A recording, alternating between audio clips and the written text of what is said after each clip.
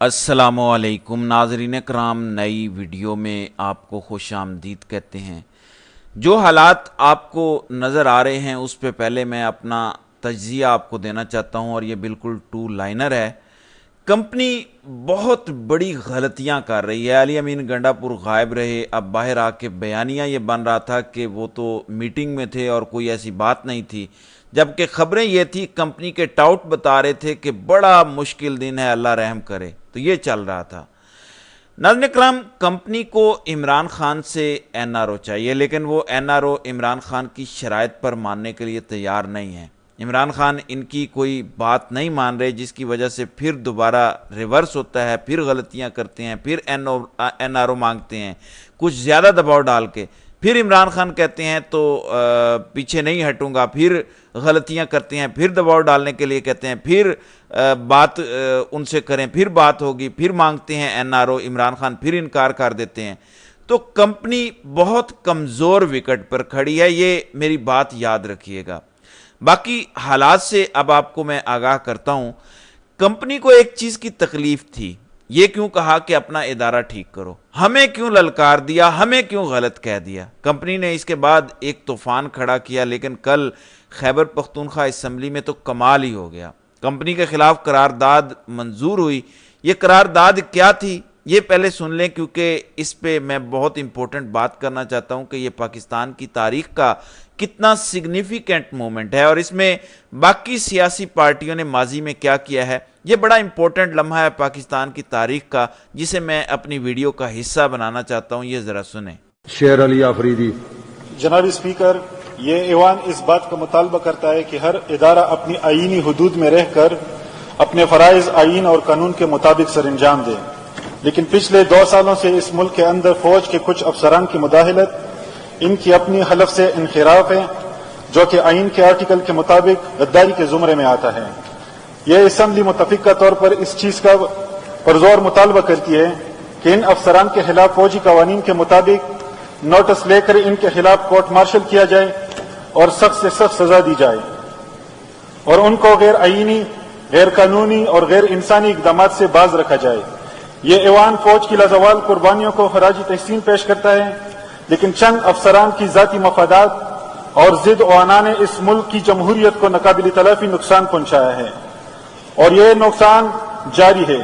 ये ऐवान पुरजोर मुतालबा करता है कि फौज के चंद अफसरान जो सियासत में मुलविस है, सियासत से दूर रहे और इनके खिलाफ सख्त से सख्त कार्रवाई की जाए, और सियासत को फौज की मुदाखलत से पाक किया जाए, ताकि हमारा मुल्क तरक्की की राह पर गामजन हो जाए।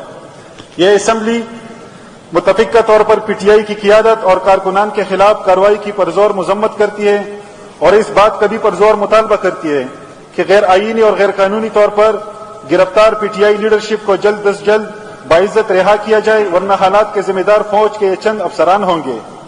वफाकी हुकूमत को भी असम्बली पर शर्मनाक हमले की जिम्मेदार है, और हर मुलविस शख्स बशमूल दांधली की बिसाकियों पर खड़े वज़ीर आज़म आईन और कानून के तहत जवाबदा है।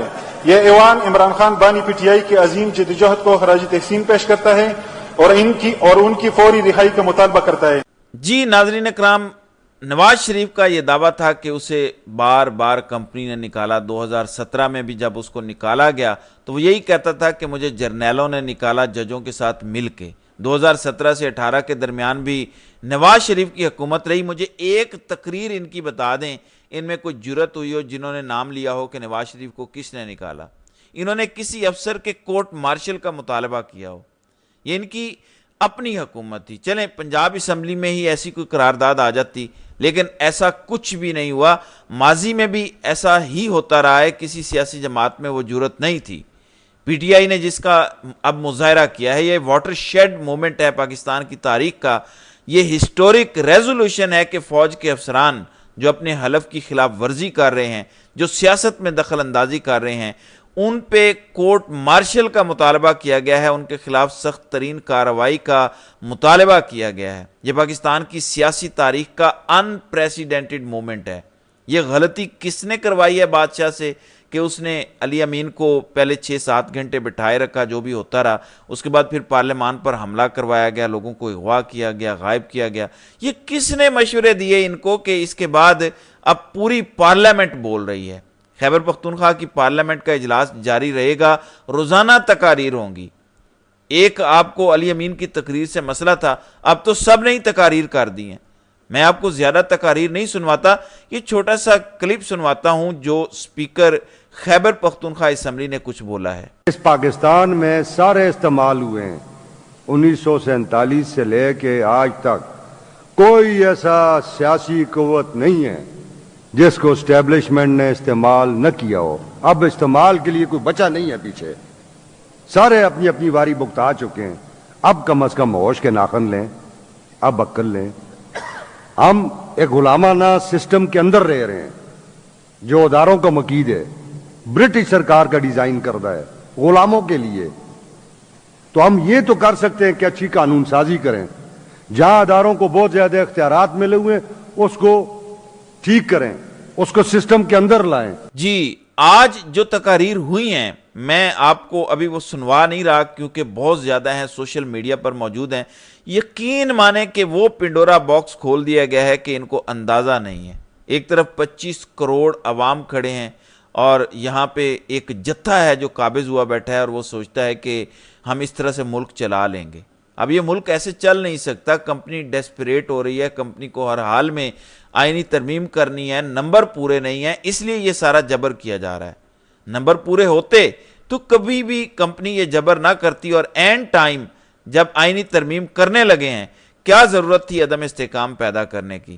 خاموشی سے آئینی ترمیم کرتے، قاضی کو ایکسٹینشن دیں، اپنی مرضی سے سب قانون بنائیں، اللہ اللہ خیر صلی اللہ، نہ خان کو چھوڑیں بلکہ ایسا قانون بنا دیں کہ عمران خان تا حیات جیل میں رہے۔ میں ایک اگزامپل دے رہا ہوں آپ کو کہ کوئی نیا کیس بنا دیں، اس پر نئی قانون سازی کر دیں، جیسے پی ٹی آئی کے جلسے سے ایک دن پہلے قانون پاس ہو گیا، یعنی اس کا گزٹ نوٹیفیکیشن آ گیا کہ جلسے کی اگر یہ شرائط نہیں ہوں گی یا اجازت کے بغیر ہوگا تو 3 سال قید ہوگی۔ یہ صرف جلسے کے لیے قانون بنا دیا گیا۔ تو یہاں سے آپ اندازہ لگا لیں کہ ان کی مرضی ہے، باپ کا راج ہے، جو مرضی قانون بنا دیں۔ خان سانس لیتا ہے، سانس لینے پہ 4 سال کی قید کی سزا سنا دیں۔ جب آپ نے اندھا دھن قانون بنانے ہیں تو پھر آپ کے باپ کا راج ہے، جو مرضی کر لیں۔ لیکن کیوں نہیں کر پا رہے؟ کیونکہ ان کے پاس آئینی ترمیم کے میرے خیال سے نمبر پورے نہیں ہو رہے، ورنہ کوئی ضرورت نہیں تھی عدم استحکام پیدا کرنے کی۔ مار دھاڑ کر کے، خوف پیدا کر کے یہ نمبر پورا کرنا چاہ رہے ہیں۔ پی ٹی آئی کے جو لوگ نہیں ٹوٹ رہے وہ ہیں لوئر لیول کے لوگ، وہ ٹاپ لیڈرشپ نہیں ہے۔ ٹاپ لیڈرشپ تو ووٹ ڈال ہی نہیں سکتی کیونکہ عوام ان کا تکہ بوٹی کر دے گی۔ جو لوگ سو کالڈ آزاد قرار دیے گئے ہیں یا سنی اتحاد کونسل میں ہیں 41، انہی میں سے توڑیں گے لوگ۔ ٹاپ لیڈرشپ کو اس لیے پکڑا گیا، علی امین کو اس لیے رکھا گیا کہ اس دوران ان سے کہا گیا کہ تم لوگ دیکھ لو ہمارے کتنے مضبوط ہاتھ ہیں، ہم تو تمہارے وزیر اعلیٰ کو بھی نہیں چھوڑتے۔ اس لیے خبریں چلوائی گئیں کہ ان کو توڑا جا سکے۔ تو کمپنی دکھاتی کچھ اور ہے، کر کچھ اور رہی ہوتی ہے، لیکن ہم آپ کو ان کی ساری گیمیں بتا دیتے ہیں، ان سے آگاہ کر دیتے ہیں۔ تو پی ٹی آئی کا کوئی بندہ یہ توڑ نہیں پائیں گے، کیونکہ مجھے لگتا ہے کہ آنے والے چند دنوں میں جو مخصوص نشستوں کا کیس ہے اس کا تفصیلی فیصلہ آنے لگا ہے۔ یہ تفصیلی فیصلہ ان کو باندھ کے رکھ دے گا۔ مخصوص نشستوں کے فیصلے نے الیکشن کمیشن کو آپشن نہیں دی تھی ججز کی جانب سے کہ آپ کے باپ کا راج ہے، مرضی ہے آپ کی، آپ 41 لوگوں کو شامل کریں پی ٹی آئی میں یا نہیں، بلکہ یہ کہا گیا تھا کہ اگر انہوں نے بیان حلفی دے دیا تو یہ پی ٹی آئی کے تصور کیے جائیں گے۔ الیکشن کمیشن نے صرف نوٹیفیکیشن جاری کرنا ہے۔ اب جب تفصیلی فیصلہ آئے گا تو اس میں یہ بات کلیئر کر دی جائے گی کہ یہ لوگ اگر اپنا حلف دے چکے ہیں تو یہ ممبر پی ٹی آئی کے ہیں۔ اب اگر یہ پی ٹی آئی کے ہیں، پارلیمانی پارٹی کا جو لیڈر ہوتا ہے اس نے جو ہدایت جاری کی ہوتی ہے، اگر آپ وہ فالو نہ کریں تو آپ کا ووٹ کاؤنٹ نہیں ہوتا۔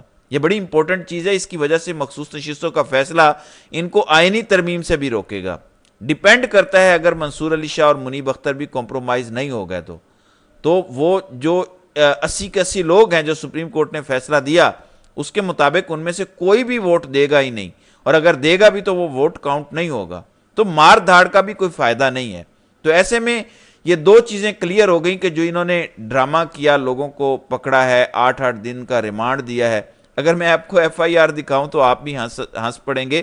ایف آئی آر میں لکھا گیا جی Tipu Sultan Ranjha S H O کو اپنے گھیرے میں غیر قانونی طور پر مبہوس کیا گیا، پولیس پارٹی کو دھکے دینا شروع کیے گئے۔ اسی اثناء میں اسٹیج کی طرف سے 25-30 نامعلوم اشخاص مسلح ڈنڈے اور سوٹے لے آئے اور تمام لوگ باہم صلاح مشورہ ہو کر پولیس پارٹی پر جان سے مارنے کی نیت سے حملہ آور ہو گئے۔ 5-6 پولیس ملازمین کو پکڑ لیا، جس پر عمر ایوب نے ہمراہی ملازم امیر بخش ASI کو تھپڑ مارا، آرڈر کی کاپی چھین لی۔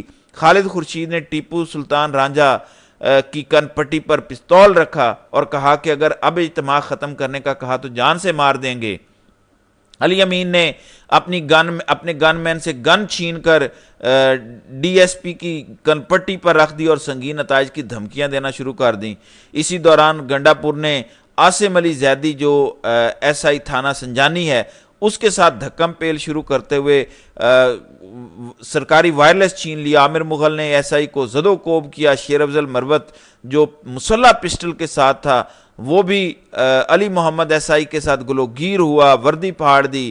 نعیم حیدر پنجوتھا اور بیرسٹر گوہر نے کفایت علی کا گریبان پکڑا اور اس سے اینٹی رائٹ کٹ چھین لی۔ علی بخاری نے ذاکر علی SI سے سیفٹی شیلڈ چھین لی۔ تو یہ اس طرح کی مضحکہ خیز FIR جو ہے وہ درج کی گئی ہے جیسے سلطان راہی کی فلم چل رہی ہے، اور وہ PTI کی لیڈرشپ پر یہ مقدمہ کیا گیا۔ اس سے آپ اندازہ لگائیں کہ اس ٹائم کمپنی کی حالت کیا ہے کہ ان کے پاس کوئی بیانیہ نہیں رہ گیا۔ سیاستدانوں کو اگر آپ نے نیچے کرنا ہوتا ہے تو اس پر کوئی کرپشن کا الزام لگاتے ہیں تاکہ وہ بدنام ہو۔ یہاں کیا الزام لگایا جا رہا ہے کہ پولیس والے آئے تو یہ سارے دہشت گرد بن گئے اور گنیں نکال لیں۔ مطلب جھوٹے الزام لگا رہے ہیں کیونکہ ان کے پاس بیانیہ نہیں ہے۔ کمپنی پٹ چکی ہے، اس کی وجہ سے یہ مذاکرہ خیز مناظر ہمیں دیکھنے کو مل رہے ہیں، لیکن کمپنی بری طرح سے پھنسی ہوئی ہے۔ اوپر سے قاضی صاحب کی ڈیمانڈ سامنے آ گئی کہ مجھے ایکسٹینشن دو۔ کل کمپنی کے ایک ٹاؤٹ عامر نے قاضی کی ملاقات کے بعد باہر آ کر ٹویٹ دیا کہ قاضی سے سوال پوچھا گیا کہ اگر آپ کو ایکسٹینشن دی جائے، آپ سے بات چیت ہوئی تھی، رانا ثناءاللہ نے بھی کوئی بات کی اس حوالے سے، تو قاضی صاحب کے بقول عامر نے جواب دیا کہ آپ نے ایکسٹینشن دینی ہے تو باقیوں کو دے دیں، میں قبول نہیں کروں گا۔ آج قاضی نے کہا کہ میں نے یہ کہا ہی نہیں تھا، یہ غلط رپورٹ ہوا ہے۔ میں نے کہا تھا کئی مہینے پہلے مجھ سے اعظم نذیر تارڑ ملے، مجھے کہا تھا کہ ہم چیف جسٹس کا ٹینیور فکس کرنے جا رہے ہیں، تو میں نے جواب دیا کہ خالی چیف جسٹس کی ایکسٹینشن نہ دیں، یہ مجھے قبول نہیں ہے۔ مطلب اگر آپ سب ججوں کو ایکسٹینشن دیں، مدت ملازمت ٹھہرائیں، بڑھائیں تو میں بھی قبول کر لوں گا۔ تو قاضی نے باقاعدہ لیٹر جاری کر دیا کہ اگر سب ججوں کی ایکسٹینشن ملے گی تو مجھے قبول ہے۔ یہ پیغام ہے قاضی کا کمپنی کو کہ وعدہ پورا کرو، مجھے ایکسٹینشن دو۔ تو یہ اس وقت تک کی صورتحال ہے۔ تو ناظرین کرام، آپ کی اس ویڈیو کے حوالے سے کیا رائے ہے؟ آپ اپنی رائے کا اظہار کامنٹ سیکشن میں ضرور کیجیے گا۔